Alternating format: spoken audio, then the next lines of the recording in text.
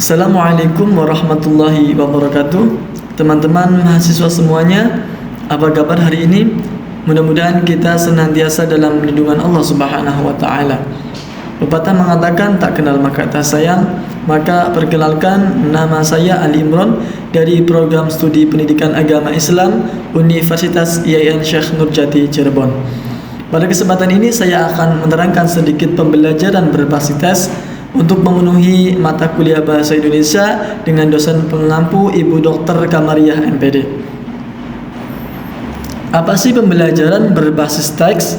Jadi pembelajaran berbasis teks itu bisa dikatakan pembelajaran berbasis genre, yang mana artinya proses sosial yang berorientasikan kepada tujuan secara bertahap. Adapun makna proses sosial itu sendiri artinya masyarakat menggunakan komunikasi itu dengan menggunakan teks. Ya.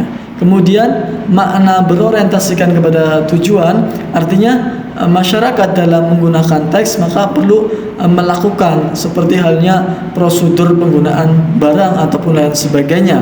Ya. Kemudian makna secara bertahap itu sendiri yakni di mana dalam mencapai teks tersebut maka perlu disusunlah struktur teks tersebut dengan beberapa tahap. Jadi satuan bahasa itu sendiri bisa dimediakan dengan secara tulis ataupun secara lisan pada struktur dan menggunakan makna kontekstual. Hal ini bisa disebutkan bahwasanya teks itu bukan selalu terwujud pada bahasa teks, akan tapi juga bisa terwujud dalam konteks tersebut. Teks tersebut diliputi dengan dua konteks. Konteks yang pertama yakni situasi. Jadi konteks situasi ini sesuatu pesan, pikiran, gagasan, ide yang hendak disampaikan dengan format bahasa yang digunakan untuk menyampaikan laporan, penjelasan, dan lain sebagainya. Kemudian konteks yang kedua yakni berdasarkan budaya.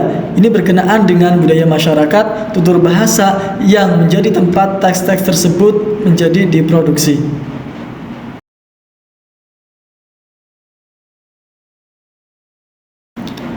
Genre sebagai jenis teks itu dibagi menjadi genre faktual dan genre fiksional. Adapun genre faktual ini dibuat berdasarkan peristiwa, kejadian ataupun keadaan yang nyata, meliputi laporan, deskripsi, rekon, eksplanasi, eksposisi ataupun diskusi.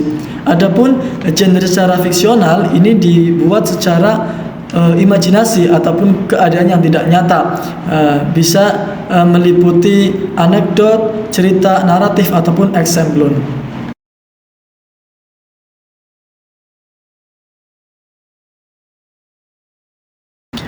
Tahap dalam pengajaran dan pembelajaran berbasis teks yakni yang pertama yakni tahap pembangunan teks, yang kedua tahap pemodelan teks, yang ketiga, tahap pembuatan teks secara bersama-sama dan tahap pembuatan teks secara mandiri. Keempat tahap inilah berlangsung secara siklus. Artinya bisa dimulai dari manapun. Akan tetapi tahap secara beruntut itu lebih baik. Dari empat tahap ini yakni tahap pembangunan teks ini, langkah-langkah yang dilakukan oleh dosen bersama mahasiswanya itu mengarahkan pemikirannya kepada pokok persoalan yang akan dibahas. Kemudian tahap pemodelan teks ini berisi tentang pembelajaran teks yang diberikan kepada mahasiswa sebagai model pembelajaran. Ya, ini diarahkan kepada semua aspek pembelajaran yang membentuk teks tersebut keseluruhannya. Kemudian tahap pembuatan secara bersama-sama artinya mahasiswa bisa mendapatkan fasilitas untuk mendapatkan bantuan kepada orang lain, entah itu dosen, teman sejawat ataupun siapapun yang bisa membantu. Kemudian tahap yang terakhir yakni pembuatan secara mandiri, yakni mahasiswa bisa mengaktualisasikan diri dengan teks tersebut sesuai dengan teks-teks yang telah diajarkan pada model pembelajaran tanpa bantuan siapapun.